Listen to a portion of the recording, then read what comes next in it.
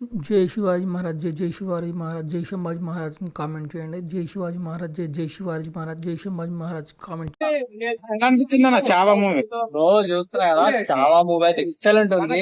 ఏదైతే మనం gorilla warfare గురించి అయితే మనం ఎక్స్పెక్ట్ చేసినామో అవును. శివాజీ వాళ్ళ కొడుకు నుంచి అది పర్ఫెక్ట్ చూపించింది. ఒకటి రెండు మైనస్ ఉన్నాయి అంటే లైక్ రిలీజ్ పరంగా కొన్ని కోర్స్ కానీ అవి కొన్ని తీసేసి కానీ ఆఫీస్ అవి చాలా మందికి దానికి ఉండొచ్చు. కానీ ఓవరాల్ గా చూసుకుంటే మాత్రం రష్మిక మందన గారి యాక్టింగ్ మాత్రం నెక్స్ట్ లెవెల్.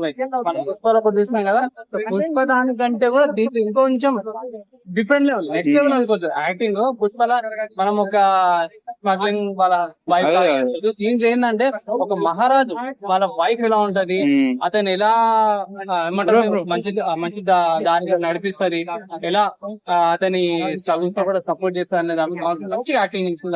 సపరేట్ గా మనం చెప్పాల్సిన అవసరం లేదు. పుష్ప తర్వాత మళ్ళీ నిజంగా చెప్తున్నా కదా, యాక్టింగ్ చేసింది అంటున్నారు పుష్పలో ఉంది చాలా ఇస్తుంది అనేసి మీరు క్యాల్కులేట్ చేయలేదు.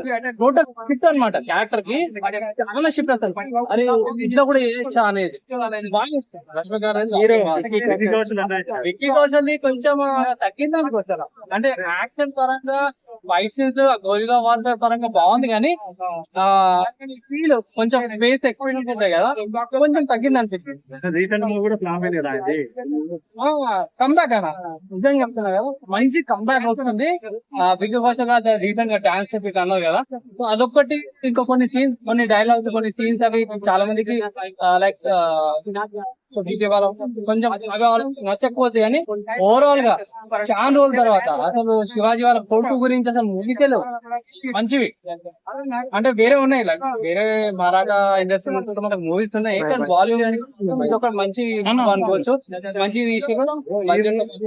ఇప్పుడే పద్మావతి రీ రిలీజ్ చేస్తున్నారు.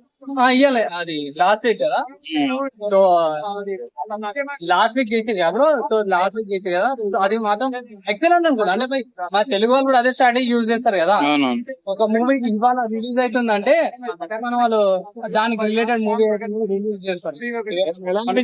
ప్రభాస్ కానీ వేరే వేరే యాక్టర్స్ కి బర్త్డే సందర్భంగా స్పెషల్ డేస్ అనేసి మన హిస్టరీ అన్న, మన హిస్టరీ క్రియేటివ్ ఫ్రీడమ్ అని చెప్పేసి కొన్ని మెయిన్ పాయింట్. సెకండ్ పాయింట్ వచ్చేసరికి గొరిల్లా వార్ఫేర్ అప్పట్లో ఎలా స్టార్ట్ చేసింది అనే దాని మీద కాన్సెప్ట్ మన ఇండియా పరిచయం చేసింది అతనే. దాని తర్వాత ఈ నైట్ పూట ఫైట్ సీన్స్ ఉంటాయి కదా, మీరు తానాజీ చూసారు కదా, సో అలాంటి నైట్ ఫైట్ సీన్స్ కానీ ఎలివేషన్ థాట్స్, ఇంకా వైఫ్ అండ్ హస్బెండ్ ఎలా ఉంటారు అది చేసుకోవాలంటే బాగుంది. ఫ్యామిలీ కూడా చూడదు.